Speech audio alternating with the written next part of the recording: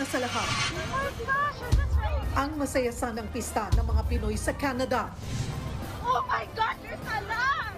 Nauwi sa malagim na trahedya. Isang SUV ang biglang nang araro ng mga nakikisaya sa Lapu-Lapu Day celebration. Nagkalat ang mga nakahandusay na katawan. Di bababa sa 11 na ang patay. Ang iba pang detalye sa trahedyang yan, maya-maya lang.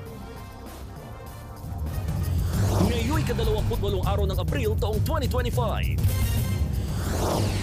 Sandy Cay na bahagi ng Spratly Islands, hindi totoong nakubkob ng China ayon sa Philippine Navy. Low pressure area malapit sa Mindanao, magiging bagyo ngayong tag-init. News 5 exclusive. Mag-asawang sakay ng motorsiklo, pinagbabaril sa Teresa Rizal. Tricycle at pick-up nagkasalpukan sa Davao City. 2 patay, kabilang ang isang bata. Sunog sa isang barangay sa Maynila, sinamantala pa ng mga magnanakaw. Eto na nga, kilalanin natin si Totoy Bato at ang mga makakasama niya sa inaabangang action serye ng TV5.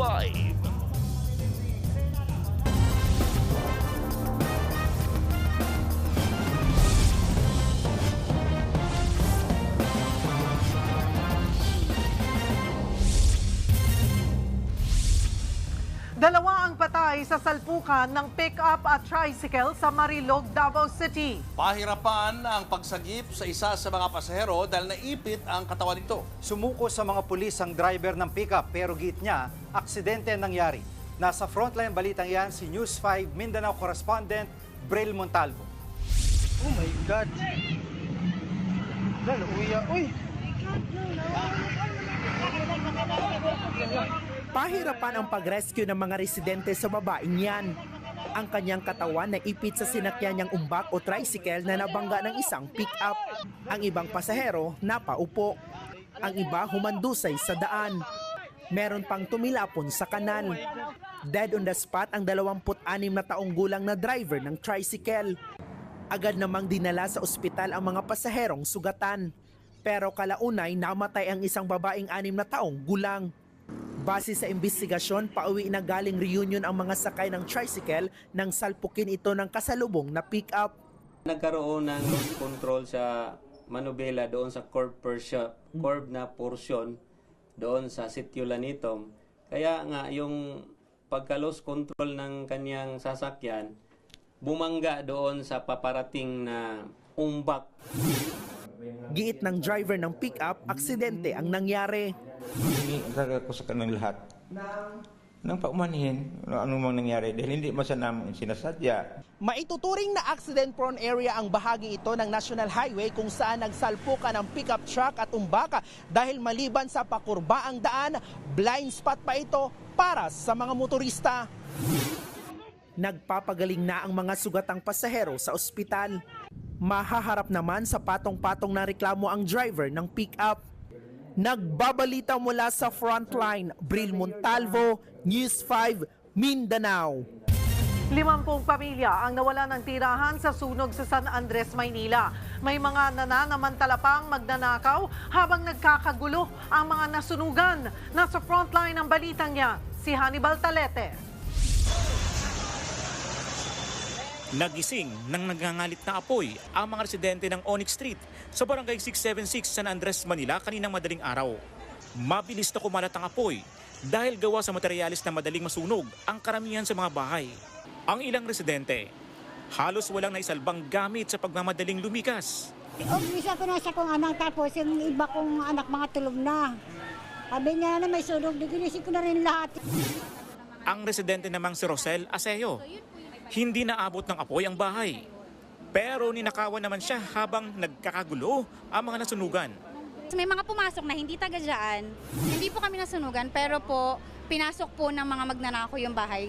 Yun sa wallet po ng papa ko is 11,000 po iyon. May ilang residente naman na tumulong na sa pag-apula sa sunog. Idineklarang under control ang sunog matapos ang halos 2 oras. Sa pagtataya ng Bureau of Fire Protection, nasa 20 bahay ang natupok. 50 pamilya ang nawalan ng tirahan. Wala namang napaulat na nasaktan o nasawi sa sunog. Tukoy na raw ng BFP ang bahay kung saan nagsimula ang sunog. Pero iniimbestigahan pa kung ano ang pinagmulan ng apoy. Ayon naman sa ilang residente, may mga nagsusunog ng tanso sa lugar. Posibleng yan daw ang naging mitsa ng mas malawak na sunog sa kanilang barangay. Nagbabalita mula sa Frontline, Hannibal Talete, News 5. Naka-alerto na ang mga magbabangus sa Pangasinan. Namimiligro kasing malugi ang kanilang mga palaisdaan dahil sa matinding init. Nasa Frontline na balitang yan si Reynal Pawid. Matapos magpakain ng bangus sa kanyang palaisdaan sa Mangaldan, Pangasinan, inihanda na ni Greg Bautista ang kanyang water pump. Nangangamba kasi siya kapag mababa ang tubig sa fish pond. Ubusin naman yung mga ibon na sa panggabi dahil siyempre mababaw eh. Tutukain na lang ng manok yun. Sa tindi raw ng init ng panahon, hindi malabong matuyo ang palaisdaan. Pero ang pinakainiiwasan nila Tatay Greg, ang mamatayan ng isda at tuluyang malugi. Siyempre kulang yung tubig, mainit eh. Magkakamatay yun. Lalo pag may mga hipon pa, mamamatay, pupula yung mga hipon mo. Sa bayan pa lang ng Mangaldan, 500 hektarya na ang mga palaisdaan sa mga barangay ng Maasin, Salan at Talugtog. Malawak rin ang bangus pond sa Dagupan at San Fabian. Ang samahang magbabangus ng Pangasinan nakaalerto sa perwisyong posibleng idulot ng tag-init. To be honest, every now and then gumagamit na talaga tayo ng aerators and water pumps para makaiwas tayo sa tinatawag nating gataw or ito yung gasping for air na tinatawag pagka bumababa ang dissolved oxygen ng ating mga katubigan, palaisdaan man yan or fish cages or fish pen dito sa area natin. Ngayong araw umabot sa 42 degrees Celsius ang heat index o damang init sa Pangasinan. Peligroso yan para sa mga tao at maging sa mga isda. Nagbabalita mula sa Frontline, Reynal Pawid, News 5.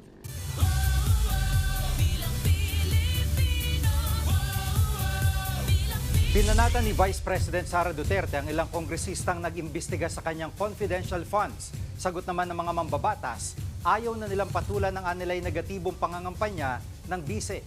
Nasa Frontline balitang yan si Marian Enriquez. Bumwelta ang ilang kongresista sa mga patutsada ni Vice President Sara Duterte sa kampanya sa Maynila noong nakaraang linggo. Ang pinunteriya ng bise, pawang mga re-electionist na nag-imbestiga sa kanyang confidential funds. Ibibigay ko itong apple na ito kay Apple Nieto. Ma'am, saksak mo ito sa bibig ni Apple Chua hanggang sa kanyang lalamunan hanggang siya ay mamatay.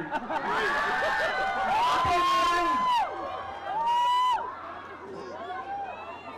Ibigay mo kay Snow White Joel Chua. Anong tawag sa ganitong tao? Mga anak? Wala? Klaro yan ha? Si House Committee on Good Government Chairman at Manila 3rd District Representative Joel Chua sinabing nakafocus siya sa kampanya at hindi susuong sa negative campaigning. Wala naman daw kasi itong maitutulong sa mga mamamayan.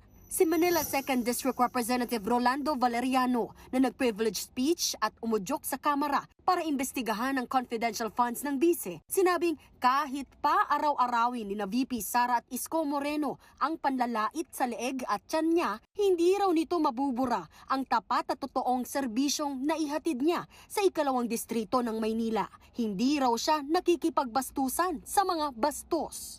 Wala pang pahayag si Manila 6th District Representative Benny Abante. Hirit naman ni ACT Teachers Party List Representative Franz Castro sa bise. Stop being childish, no? Ito ba ay part ng kanyang revenge or paghihiganti ng pag-question ng mga kongresista tungkol doon sa confidential funds. Totoo naman talaga na ginastos niya in 11 days yung 125 million na confidential funds. Giit pa ni Castro, harapin na lang ni VP Sara ang mga aligasyon at ipaliwanag kung saan napunta ang pondo ng taong bayan. Nagbabalita mula sa Frontline, Marian Enriquez, News 5. Sa unang pagkakataon, ginawang automated ang local absentee voting para sa Bilang Pilipino 2025. Nasa Frontline ang balitang yan, Simon Gualvez. 2 linggo pa bago ang mismong bilang Pilipino 2025, nagsimula na ang 3 araw na local absentee voting sa bansa. Advance na pinaboboto rito ang mga individual na hindi maiiwan ng kanilang tungkulin sa mismong araw ng botohan. Kabilang dyan ang mga kawani ng COMELEC, mga miyembro ng PNP, AFP at media. Ang kaibahan lang ngayon, unang beses na ginawang automated ang botohan imbis na mano-mano. Nung nakakaraang mga panahon, laging mga 5 araw, inaabot ang pagbibilang ng bawat isang balota na binoto ng ating mga kababayan sa local absentee. Ngayon, sa gabi ng Mayo 12, tapos na kaagad ang local absentee voting. Unang bumoto sa COMELEC office si Director Allen Francis Abaya. Gaya nung nakaraang eleksyon, local absentee voter pa rin siya kaya hindi na nakakaboto para sa mga lokal na posisyon. Tanging 12 senador at isang party list lamang ang pwede nilang iboto. Nangihinayang din pero siyempre at least ang importante makaboto tayo dahil meron naman tayong mas importanteng gagawin din sa election day. Sa kabuuan, aabot ng mahigit 57,000 ang rehistradong local absentee voters na papayagang makaboto sa buong bansa. Karamihan dito ay mga miyembro ng AFP. Paniniguro ng COMELEC kasama sa gagawing random manual audit ang ilang presintong ginamit para sa local absentee voting. Yan ay para matiyak daw na tama ang mga botong bibilangin mula sa mga makinang ginamit dito. Bantay sarado at mananatili raw sa COMELEC main office ang mga ballot boxes hanggang May 12. Sabay-sabay raw i-feed sa mga makina mga balota ng local absentee voters sa 12 ng Mayo. Tatagal ang local absentee voting hanggang April 30, alas 5 ng hapon. Nagbabalita mula sa Frontline, Mon Gualvez, News 5. Showbiz, eto na nga! Mga kapatid, eto na nga ang mga maiinit na showbiz balita ngayong Lunes. Inilabas na ng OPM band na Over October, ang sequel ng kanilang hit single na Ikot. Ang bagong hugot song na yan tungkol daw sa unsaid feelings. Nasa frontline na balitang yan, si News 5 digital producer Von Belenario. Ba't di pa pinagtagpo? Puso'y gulong-gulo. Huli na ba ngayon? Yan ang bagong hugot song na bitin ng bandang Over October. Sequel of Ikot yung sa naming kanta. Tinuloy lang namin yung storya. Lumipas na yon, hindi ka nakaamin, nagkaroon na ng iba. Pero nalaman mo na may gusto pala kayo sa isa't isa at some point. At some point. So what are you gonna do with these unsaid feelings? Yeah.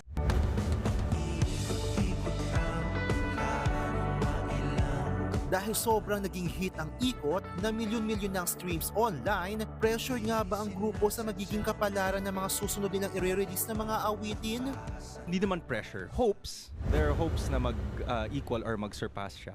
But even if it doesn't, I think okay lang. Kasi parang, like what Anton said, gusto lang naman talaga namin magkwento. More pressure to just keep expressing. Ganon. It's the thought process isn't really, ay shucks, ang laki ng Ikot, kailangan sundan. Nothing like that.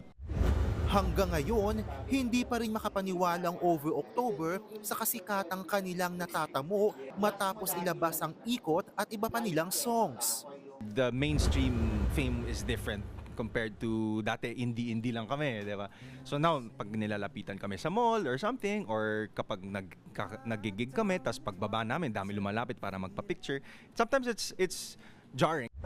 Sa May 2 na ang release ng bitin sa lahat ng mga streaming platform. Nagbabalita mula sa Frontline, Von Belenario, News 5. Malungkot na balita po, lalo na sa international at local drag community. Pumanaw na ang Filipino-American drag artist at resident judge ng Drag Race Philippines na si Jiggly Caliente o Bianca Castro. Siya po ay 44 na taong gulang.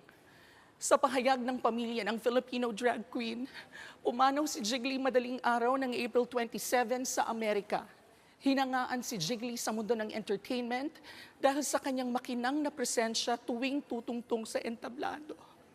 Pati na rin sa kanyang mga advokasya at paninindigan para sa drag at LGBTQIA+ community sa buong mundo. Bumuhos din po ang pakikiramay mula sa kanyang mga kaibigan at itinuturing na pamilya sa loob at labas ng showbiz. Bago po pumanaw, naputulan ng kanang binti si Jiggly dahil sa isang severe infection. Susunod, karumal-dumal na tagpo pagkatapos araruhin ng SUV ang isang Pinoy festival sa Canada sa pool sa video. News 5 exclusive, mag-asawang sakay ng motorsiklo patay sa mga maril. Low pressure area sa loob ng bar, maging ganap kayang bagyo sa gitna ng tag-init. At aksyon serye na Totoy Bato, malapit ng mapanood sa Total Max sa prime time ng TV5. Ang isa sa mga bida na si Bea Binene, makakasama natin mamaya live. Abangan na ang lahat ng yan sa pagbabalik ng Frontline Pilipinas.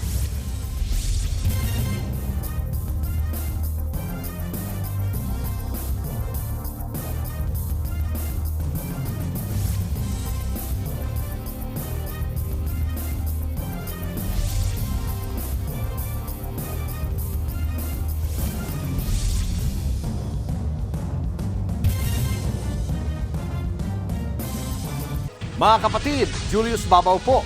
Nasa Middle East o sa amang dako ka ng mundo, manatiling may alam at may pakialam sa mga may init na balita dito sa ating bansa.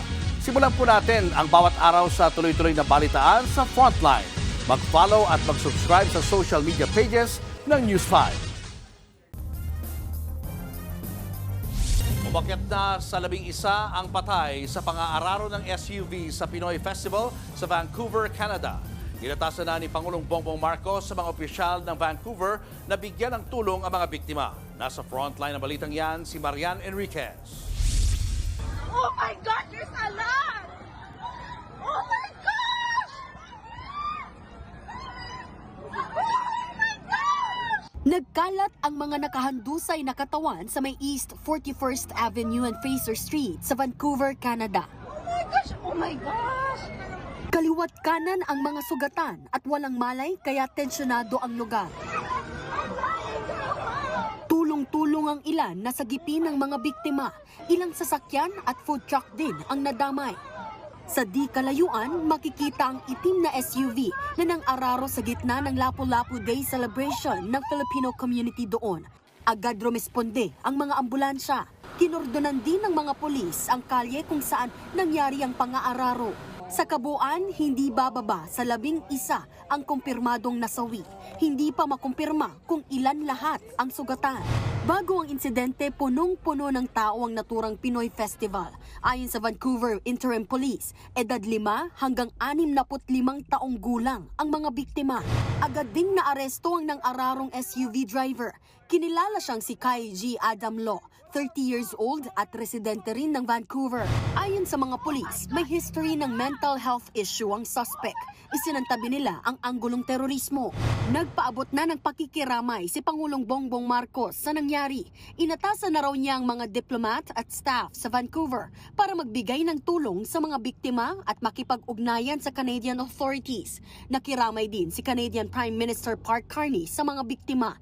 Patuloy na binabantayan ng pamahalaan ng Canada ang sitwasyon. Sa gitna naman ng trahedya, ipinagdarasal ng Department of Foreign Affairs ang katatagan ng Filipino community sa Canada. Nagbabalita mula sa Frontline, Marian Enriquez. News 5. Mapait na karanasan para sa ilan nating kababayan ng trahedya sa Pinoy Festival sa Vancouver, Canada. Nananawagan naman ng bayanihan ang Filipino community roon. Nasa Frontline balitang yan si Camille Samonte.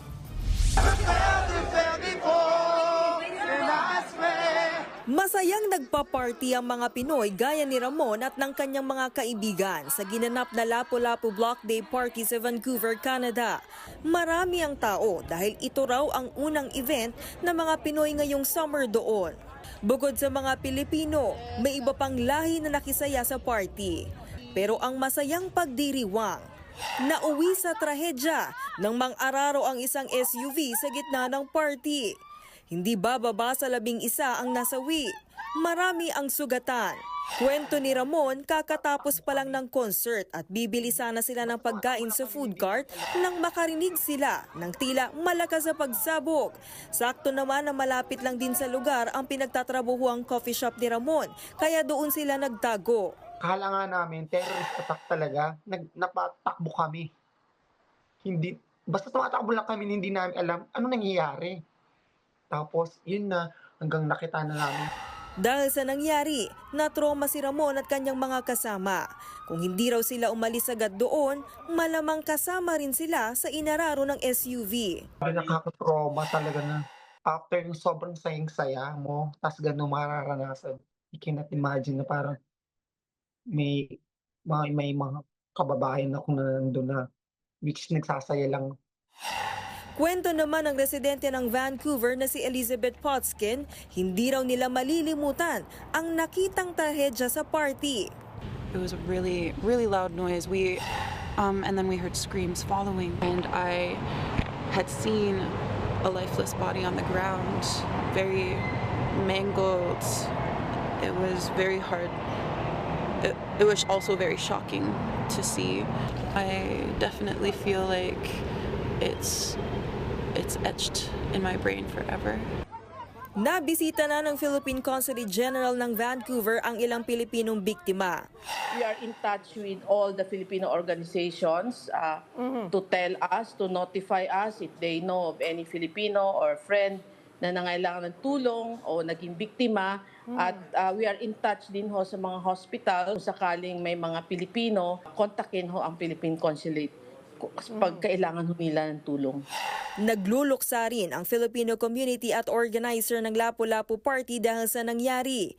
Hinikayat nila ang mga kababayan na suportahan ang isa't isa. Huwag daw magdalawang isip na humingi ng tulong kung kailangan. Nagbabalita mula sa Frontline, Camille Samonte, News 5.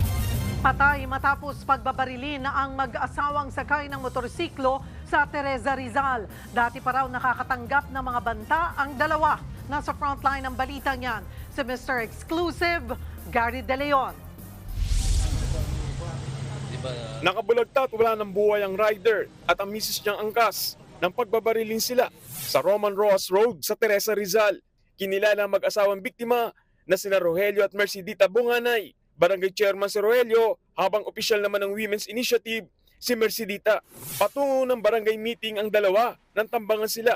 Pareho silang tinamaan ng bala sa ulo at katawan. Dito sa lugar nito pinagbabaril ang mag-asawang Bunganay habang sakay ng motorsiklo. Unang inakala nga ng mga motorista na naaksidente lamang ang mag-asawa. Patungo raw sana sa kanilang pulong ang mag-asawa na mangyari ang pamamaril. Ang mga naulilang anak ng mag-asawa, masama ang loob sa nangyari sa kanilang mga magulang.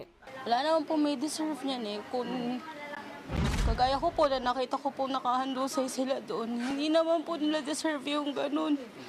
Kasi kilala ko sila dito. Alam nila na kahit paano, mabuting mga tao to, mabuting tao to mag-asawa na to na walang awang binaril, pinatay ng ganun-ganun lang. Kwento ng anak ng mga biktima na si Joy Bunganay, may mga death threat nang natatanggap ang kanyang ama't ina dahil ito sa pangangalaga ng mag-asawa sa bakanting lupa ng Rizal Park Subdivision. Naghigpit daw ang dalawa dahil maraming gustong umangkin sa naturang lupain. Matapos mamatay ang may-ari nito. Sa ngayon, isa yan sa mga tinitingang motibo sa krimen. Nagbabalita mula sa Frontline, Gary De Leon, News 5.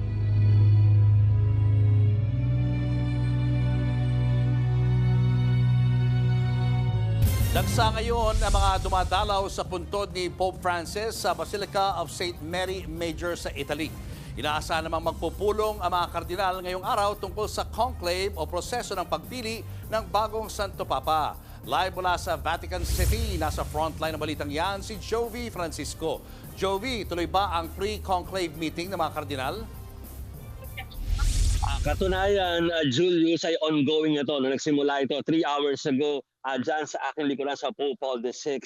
At nagpupulong pa hanggang ngayon ang mga kardinal, Julius. At yung mga kardinal na nagpupulong, parang hindi natin masasabi na ito yung pre-conclave. So yung mga dapat mapagdesisyonan bago yung talagang conclave, ay kanilang pinag-iusapan na habang ino-observe nga nila yung 9 days of mourning para kay Pope Francis. At ang inaasahan na i-anunsyo after this meeting ngayon sa ating likuran ay kung kailan magsisimula yung talagang conclave, Julius. Pero habang tuloy-tuloy yung pag-meeting nila tungkol sa conclave na yan, ay tuloy-tuloy din naman ang pagdagsa o pagpunta ng mga tao doon sa Majora.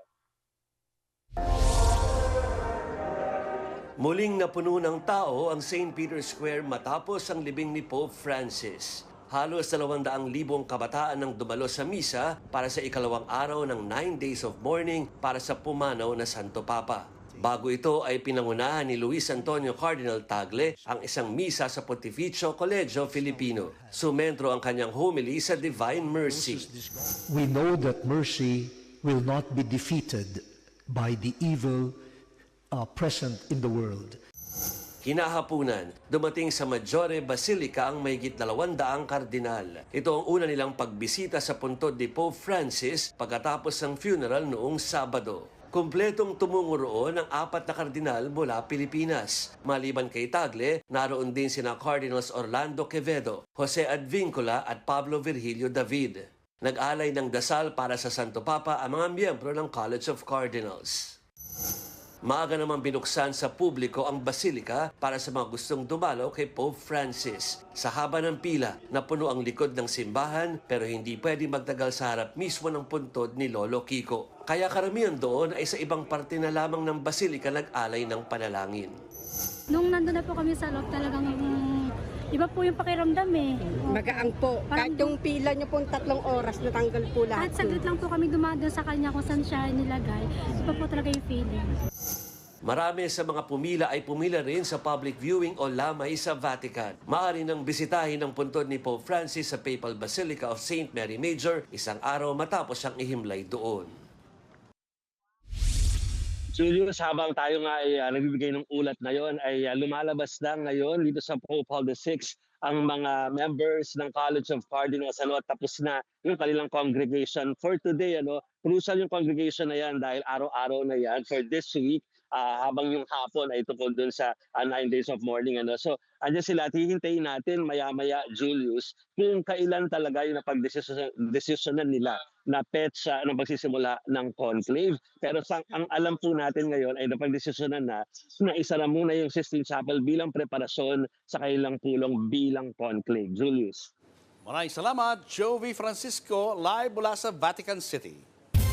Nilinaw ng Pilipinas na hindi pa nakukubkob ng China ang Sandy Cay sa West Philippine Sea.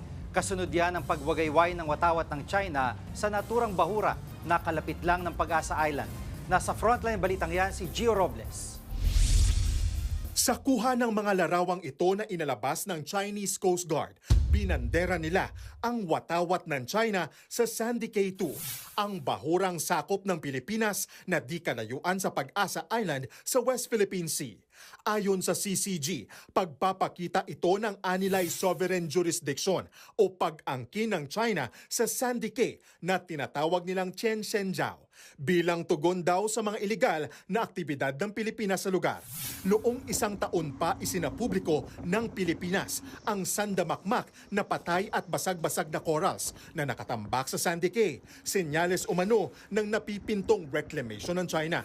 Pero sa mga bagong video na nilabas ng Beijing, pinabulaanan nila ang akusasyong ito. Hindi raw totoo na may nangyayaring reclamation sa lugar dahil ang mga illegal daw na fishing at construction activity ng Pilipinas ang tunay na sumisira sa mga bahura sa Sandy Cay. Bumuelta naman ang National Task Force for the West Philippine Sea at tinawag na sinungaling ang China. We have not lost the Pag-asa case. There is no occupation of the Pag-asa case. There is no seizure or illegal occupation of those cases. Bilang tugon, nagsagawa rin ng Interagency Maritime Operation ng Pilipinas sa 3 Sandy Cays kahapon. Winagayway ng mga tauhan ng Navy, Coast Guard at PNP Maritime Group ang watawat ng Pilipinas sa Sandy Cay 2. Kung tutuusin, maliliit na bahura lang naman ang 4 na Sandy Cay na sakop ng territorial sea ng Pag-asa Island. Ang Sandy Cay 2 ang pinakamalaki sa kanila, pero strategic ang lokasyon nito dahil 3 kilometro lang ang layo mula sa Pag-asa Island kung nasaan ang outpost ng militar sa West Philippine Sea. Hindi raw hahayaan ng militar na matayuan ito ng estruktura ng China dahil isa raw ito sa mga red line na hindi palalampasin ng Navy. Ipaglalaban natin yan sapagkat yan ay atin. Red lines are non-negotiables. Kinundi na rin ng ilang senador ang ginawa ng China. Tinawag ni Senate Majority Leader Francis Tolentino na paglapastangan sa soberanya ng Pilipinas ang iligal na pag-agaw ng China sa Sandy Cay. Nakiusap naman si Senator Risa Ontiveros sa China na tigilan na ang drama. Gimmick lang daw ang photoshoot para palabasin na nakuha na nila ang Sandy Cay. Tingin naman ni Malaya, posibleng ginagamit daw ng China ang issue para ilihis ang atensyon ng mga Pilipino sa umano'y pangingialam ng China sa nalalapit na halalan. Wala pang pahayag ang Chinese Embassy pero tiniyak ng palasyo na dedepensahan ng gobyerno ang ating mga teritoryo. Tuloy-tuloy pa rin po ang pagprotekta sa lahat ng karapatan ng bansa na naaayon sa international law pero may paniniguro na ito ay para sa peace and stability. Nagbabalita mula sa Frontline, Gio Robles, News 5. Noon pa man nakitaan na malaking pagbabago sa itsura ng Sandy Cay. Bakit nga ba interesado ang China sa bahurang ito? Alamin sa report ni Gretchen Ho. Marso 21 noong isang taon nang samahan namin ng mga marine scientists ng Bureau of Fisheries and Aquatic Resources para sa isang pagsusuri. Ang kanilang pakay, malaman kung ano ang tunay na kalagayan ng Sandy Cays, mga sandbar malapit lamang sa Pag-asa Island at sakop ng territorial sea nito. Ito, yung tinaguriang sandbar. Kung natural ito dito o kaya tinambak lamang dito, yan ang sinisikap alamin ng ating mga scientists sa kanilang marine resource assessment. May mga alegasyon kasi na nire-reclaim ng China itong parte na ito ng karagatan. Ang mga dead coral dito sa Sandy Cay 2, lampas taon na ang taas. Habang isinasagawa ang pag-aaral, sinalubong pa kami ng isang Chinese helicopter at matagal na pinaikutan. Pagdating sa Sandy Cay 1, ang mababang paglipad ng Chinese aircraft nagdulot ng kapahamakan sa ating mga eksperto. Ayon kay Jonathan Anticamara, isang propesor sa UP Institute of Biology, nasa degraded state na ang marine life sa Sandy Cays na maaaring dulot ng overfishing, climate change o kaya island building activities. The pile of rubble was very high compared to anything that can be formed by natural force like a wave, a storm, or anything.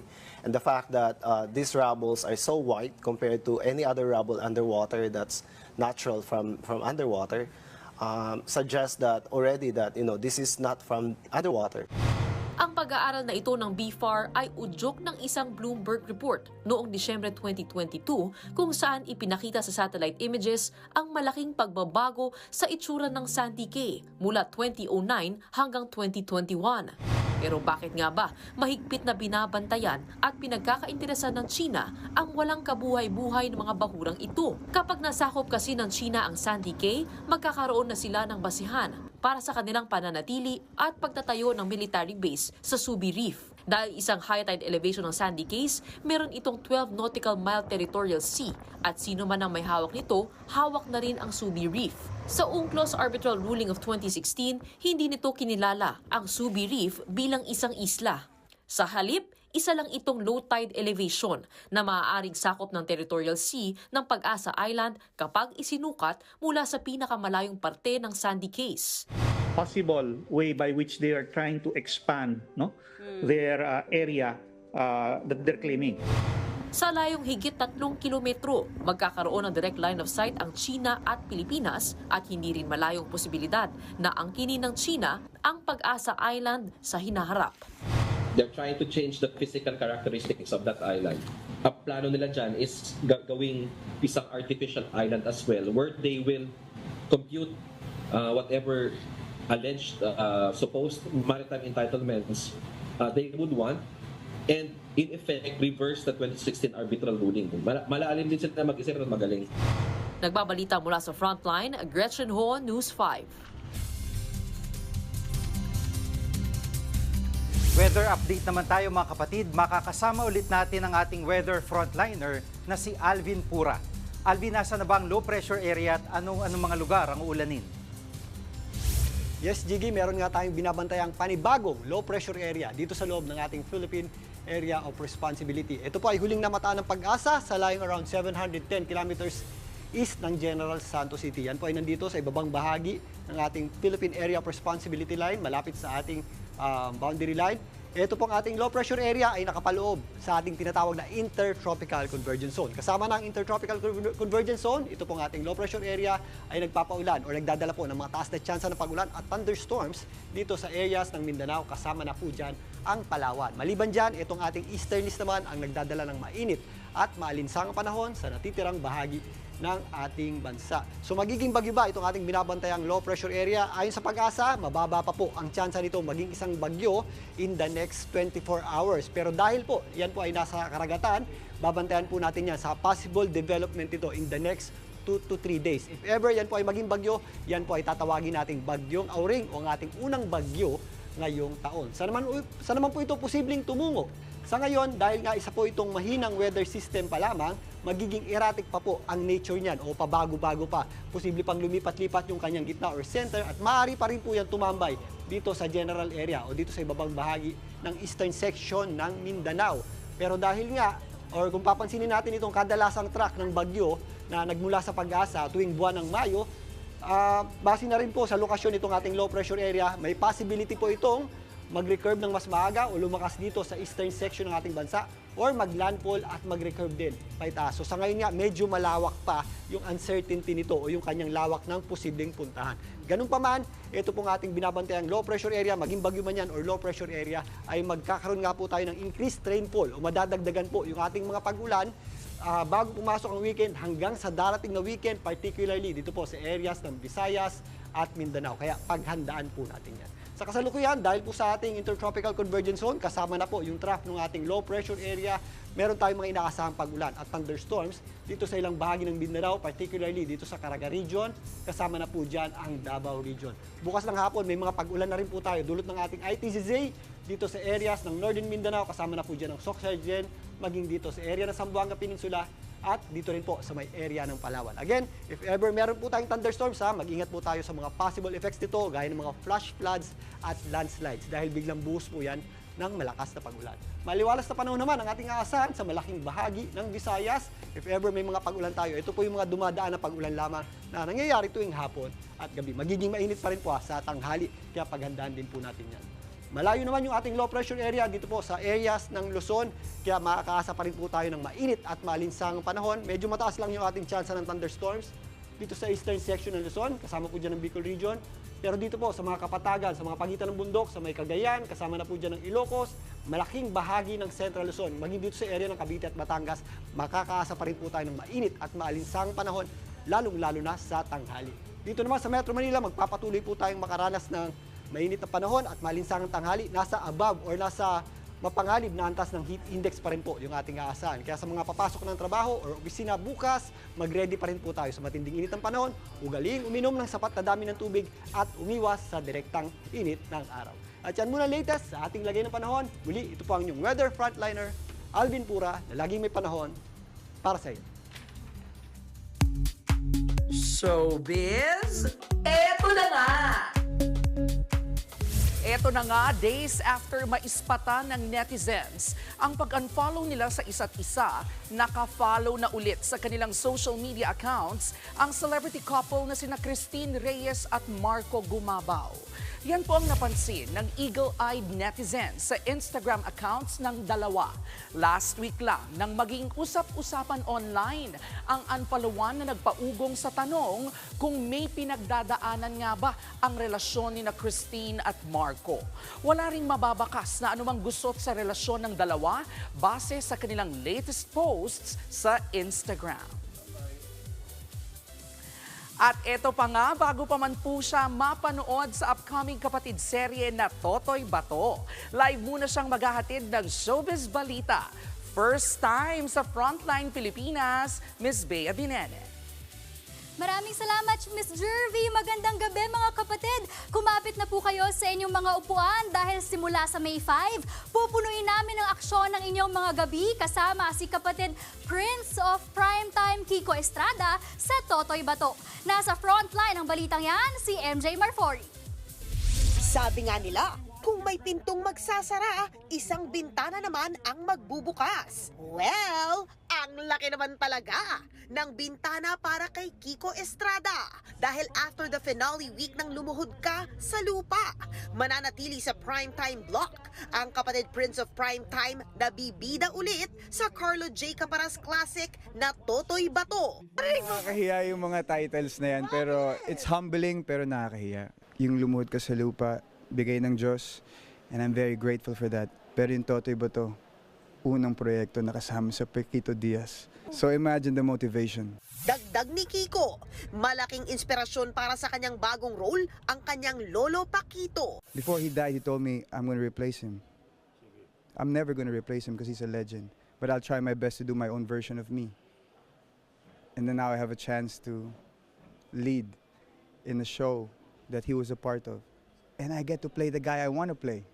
I always wanted to play FPJ. Makikipagsabayan sa action ang female lead at nagbabalik primetime free TV na si Bea Binene. Reunion nila ito ni Kiko sa isang TV project after more than a decade. Bea is shining with her wushu. Yes, well dati, way back, ay parang... Hindi niya kailangan makipagsabayan. She is her own woman and she is a very good actress. She did a scorpion kick. Tampok din sa cast na Cindy Miranda, Diego Loizaga, Noni Buencamino, Yula Valdez, Joko Diaz, Mon Confiado, Jackie Lou Blanco, Art Acuña, Mark Anthony Fernandez at marami pang iba. Magsisimula na ito sa Lunes, May 5 sa Todo Max Primetime pagkatapos ng Frontline Pilipinas sa TV5. Nagbabalita mula sa Frontline, MJ Marfori, News 5. Susunod, babaeng nagpapanggap na ahente ng sasakyan arestado matapos tumangay ng daan-daang sasakyan para ipatubos. Pagsakmal ng buwaya sa isang lalaki sa Zamboanga sa pool sa video.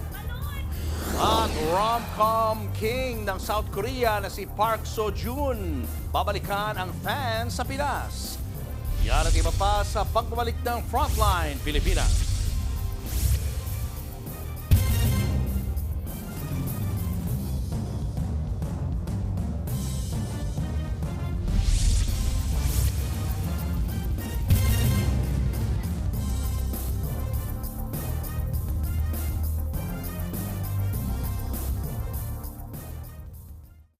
Mga kapatid, Julius Babaw po, nasa Middle East o saan mang dako ka ng mundo, manatiling may alam at may pakialam sa mga mainit na balita dito sa ating bansa.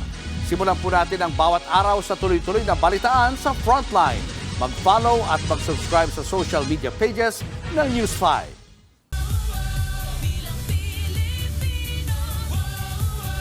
Patuloy ang pag-endorso ng ilang lokal na opisyal at kandidato ng mga tumatakbong senador sa Bilang Pilipino 2025. Si dating Vice President Leni Robredo naman may nilinaw sa pagtawag niyang senador kay Rodante Marcoleta. Nasa frontline ang balitang yan, si Gerard de la Peña.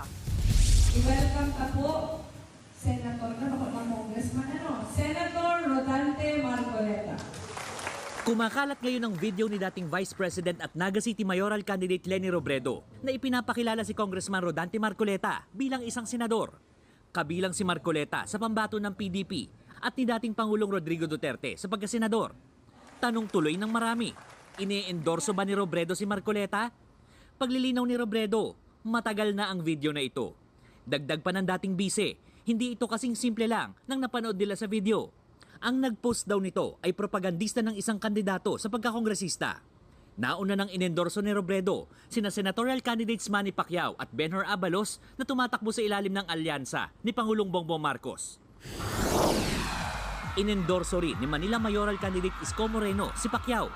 Matatanda ang magkalaban sa pagkapangulo sina Pacquiao at Moreno noong 2022 elections. Nakuha naman ni senatorial candidate Abby Binay ang endorsement ng mga lokal na opisyal sa Sarangani at General Santos City. Magiging prioridad daw ni Binay ang pagbibigay ng libreng gamot pang maintenance.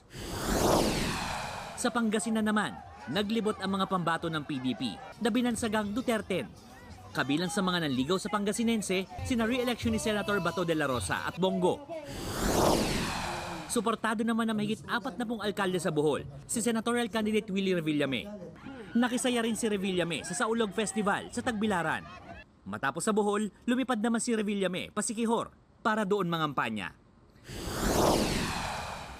Sinamahan ni Vice President Sara Duterte si re-electionist Senator Amy Marcos na mangampanya sa Karkar, Cebu. Inendorso ng bise si Amy sa harap ng mga Cebuano. Ayon naman sa senadora, itinuturing daw na tinik ng administrasyon si VP Sara, kaya tinanabaho ang pagpapa-impeach sa bise.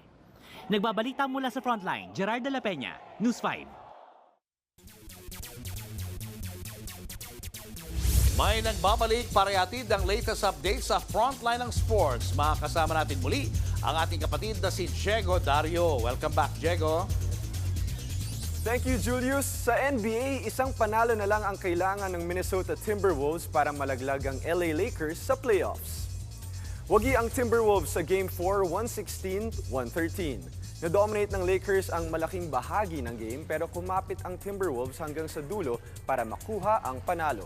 Pinaunahan ni Ant-Man Anthony Edwards with 43 points, 9 rebounds, and 6 assists. Tinambakan naman ng Indiana Pacers ang Milwaukee Bucks para makuha ang series lead 3-1. All-around effort ang ipinakita ng Pacers papunta sa panalo 129-103. Nag-struggle naman ang Bucks lalo't injured ang isa sa kanilang superstars na si Damian Lillard. Diyan lang kayo, may sports news pa tayo mamaya. Susunod, lalaking pumasok sa kulungan, sinakmal ng buhaya na inakala niyang laruan lang.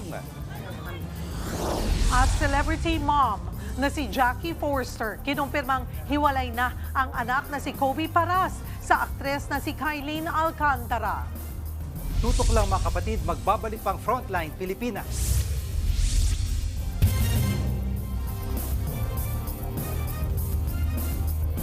Mga kapatid, Jig Manikad po, nasa Middle East o saan mang dako ka ng mundo manatiling may alam at may pakialam sa mga mainit na balita dito sa ating bansa. Simulan natin ang bawat araw sa tuloy-tuloy na balitaan sa Frontline. Mag-follow at mag-subscribe sa social media pages ng News 5. Pumutok ang Bulkang Bulusan sa Sorsogon kaninang madaling araw. Sa ulat ng PVOX, nangyari yan bandang 4:36 ng umaga at tumagal ng mahigit 20 minuto. Itinaas na sa Alert Level 1 ang Bulkang Bulusan. Nagpakawala ito ng abo na bumagsak sa ilang bayan sa Sorsogon, gaya ng Huban at Kasiguran. Nagsuot ng face masks ang mga residente. Pinayuhan silang iwasan munang lumabas at magsuot ng proteksyon sa balat. Nagbomba naman ng tubig ang mga bumbero para alisin ang mga nagkalat na abo.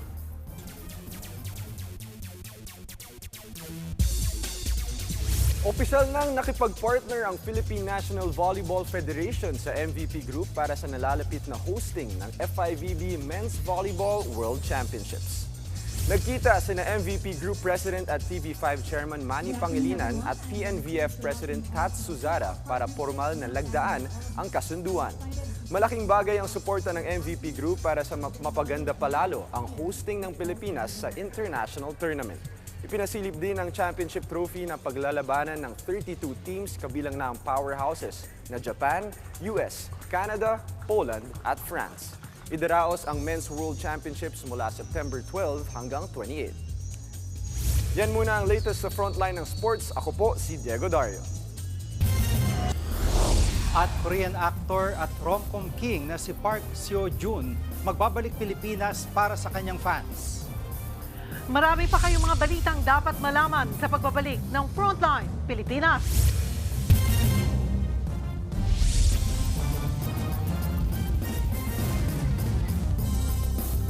Mga kapatid, Jig Manikad po, nasa Middle East o saan mang dako ka ng mundo manatiling may alam at may pakialam sa mga mainit na balita dito sa ating bansa. Simulan natin ang bawat araw sa tuloy-tuloy na balitaan sa Frontline.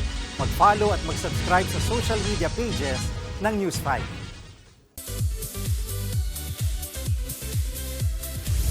Eto na nga, magbabalik Pilipinas si South Korean rom-com king Park Seo-joon para sa kanyang fans. Ang tema niyan, Fit for Any Role Fan Fest na inorganize ng isa sa kanyang endorsements dito sa Pilipinas. Gagawin ng event sa Smart Araneta Coliseum sa Quezon City sa July 12. To be announced naman ang ticketing details. Si Park Seo-joon ay nakilala sa mga K-drama na What's Wrong with Secretary Kim, Fight for My Way at Itaewon Class. Susunod, celebrity mom na si Jackie Forster. Kinumpirmang hiwalay na ang anak na si Kobe Paras sa aktres na si Kylene Alcantara. Tuloy-tuloy pa ang makabulang balitaan sa pagbabalik ng Frontline Pilipinas.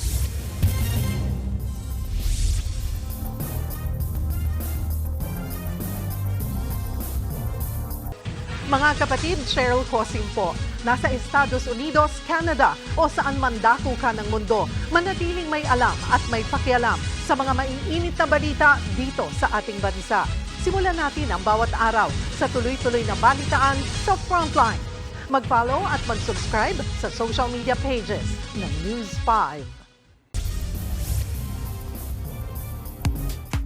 Showbiz, eto na nga!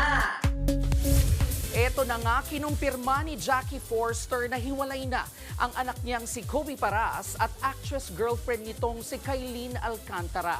Sabi pa ni Jackie, minaliit ng pamilya ni Kylene ang kanyang anak. Nasa frontline na balitang yan, si MJ Marford. You're allowing Kobe to be painted as the villain, all because he didn't want to be with you anymore. Ito ang kumpirmasyon ni Jackie Forster na hiwalay na nga ang kanyang anak na si Kobe Paras at ang aktres na si Kylene Alcantara. Sinabi ni Jackie na nagkaproblema ang relasyon ng dalawa nitong Enero habang nasa US trip. Sa kanyang video announcement, bagamat hindi niya idinitalya mga sinasabi niyang red flags, maliwanag na sinisisi ni Jackie ang mga magulang ng aktres sa hiwalayan. Ayon pa nga kay Jackie, hindi agad inamin ng Kylie ang tungkol sa breakup dahil sa mga previous commitment ng dalawa na may kontrata.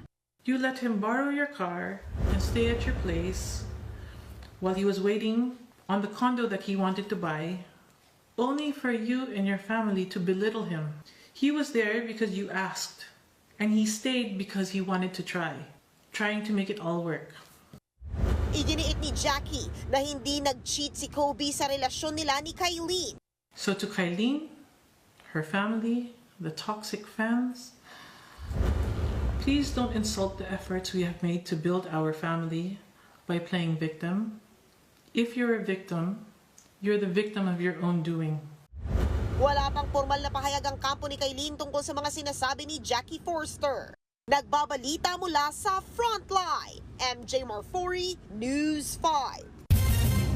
Bea, welcome sa Frontline Pilipinas. Maraming salamat po. Dream come true to kasi dream ko maging news anchor, di ba? So, Kaya pala sabi Bagay, namin bagay. kanina, iba yung level. Oo. Pwede ka nang pag wala ka. Hindi papalitan. Pag wala ka. opo. Jervy. Kapag wala si Ms. Jervy, andito lang po ako. Congratulations din sa bago niyong program. Maraming salamat po. Siyempre, after nung success ng Lumuhod Ka sa Lupa, ngayon naman, from the same team ng Lumuhod Ka sa Lupa, ito na po ang Totoy Bato. Ako po si Bea Binene, ang gaganap na Emerald Espejos sa panibagong action series dito lang sa TV5. Dahil ang laban ng kamao, laban ng puso. Makikipagmatigasan na si Totoy Bato ngayong Mayo 5 dito lang sa 5. Lunes hanggang Biyernes po yan, 7:15 p.m. sa TV5. At 8 p.m. naman sa Sari Sari Channel. Maraming salamat mga kapatid! This coming Monday na. Yes! Agad-agad this Monday na, syempre po, under the direction of Direk Albert Langita. Yan. Uy, guess nyo si Jay Gurun. Pwede, Oh my God!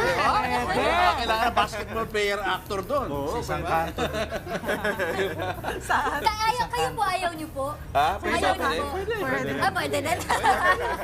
Kunyari, ano kami, mga newscaster. Ganun pa pa rin rin. rule, no? Or reporter. Walang Field pagkabago, report. no? Alright. Good luck, ha? Maraming Good luck. Congratulations. Welcome to Kapatid. Thank you for having me po. Maraming salamat. At yan ang mga balita at impormasyong dapat nyo malaman sa araw na ito. Mga balita para sa may alam at may pakialam. Kami ang inyong mga kasangga sa Frontline Pilipinas.